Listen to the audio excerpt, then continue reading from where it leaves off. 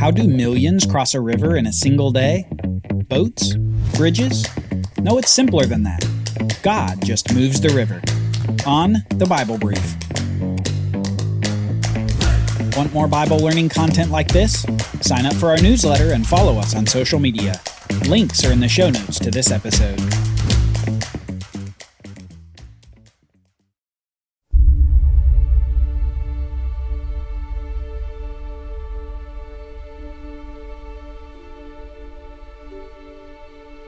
You have led in your steadfast love the people whom you have redeemed.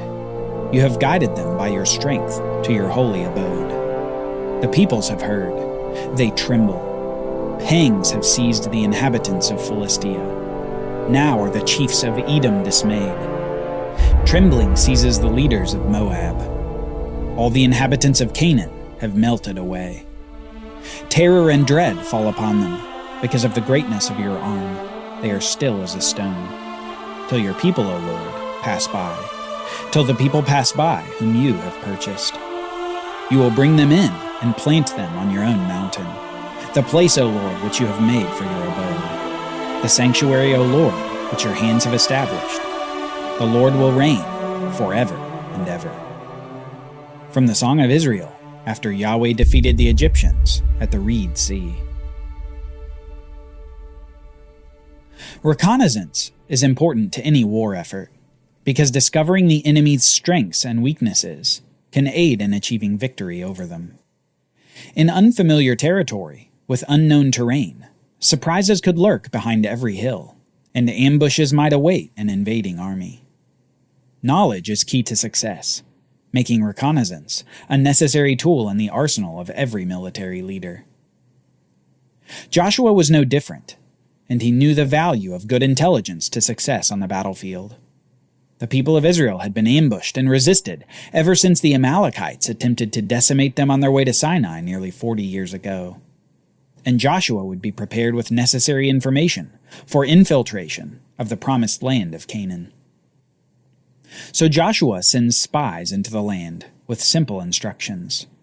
He says to the two spies, "Go, view the land, especially Jericho." And off the spies go, before coming back days later with news of the land and news of Jericho, the first target city for the army of Israel. A target on the other side of a watery barrier standing in the way of the nation. The Jordan River. They had been in Moab on the eastern side of the Jordan for weeks, but now the time had come for them to finally cross. God had long ago promised to Abraham the land on the other side of this river. He had called Abraham from Ur of the Chaldeans and brought him to this specific land. Soon after Abraham had arrived, God said to him, "Lift up your eyes and look from the place where you are, northward and southward, and eastward and westward. For all the land that you see I will give you and to your offspring forever. I will make your offspring as the dust of the earth, so that if one can count the dust of the earth, your offspring can also be counted." And here they were, Abraham's offspring, numbered like the dust of the earth. They had gone from just 70 people when their forefather Jacob had moved the whole family to Egypt, to around 2 million people over 400 years later. They had experienced slavery in Egypt, deliverance from the plagues, miraculous salvation at the Red Sea, and now they were finally at the precipice of the land. And not just the land, their land. An inheritance promised by God himself to the offspring of Abraham. This land was theirs, and it was time to enter it. It was time to cross the Jordan River into the promised land. This river crossing would be nothing short of miraculous. A miracle that would sow fear into the hearts of the enemies in the land, because God would show his power yet again. We read this in Joshua chapter 3, starting in verse 7.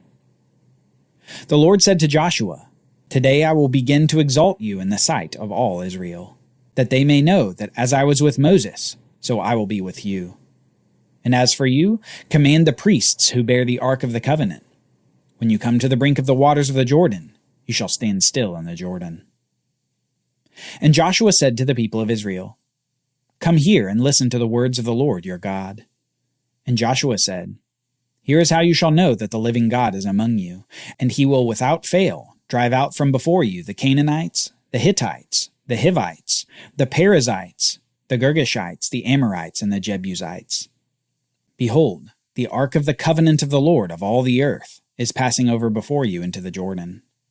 When the soles of the feet of the priests bearing the ark of the Lord of all the earth, shall rest in the waters of the waters of the Jordan shall be cut off from flowing, and the waters coming down from above shall stand in one heap. God is going to do something amazing at the Jordan River, a miracle for this new generation, as a reminder of his great power that he showed in Egypt at the Red Sea. But not just a reminder of his power in the past. It would also be a demonstration of his power to accomplish his promises to the people. Joshua says that by this miracle, God will show that he is among them, and will without fail drive out the inhabitants of the land. As the priests carry the Ark of the Covenant containing the tablets of the Ten Commandments into the Jordan, God will stop the waters of the river for the nation to cross over on dry ground.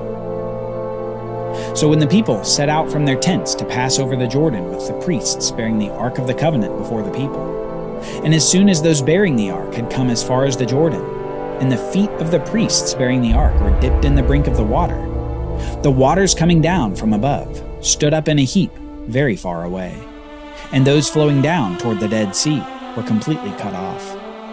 And the people passed over opposite Jericho.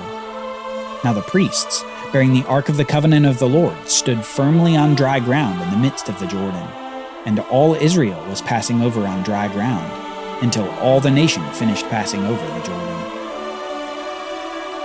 Imagine being a young man or woman in Israel. With each dry step across the river, you are seeing the stories that your parents told you come to life. You weren't around to see the miracle at the Red Sea, but you were here for this.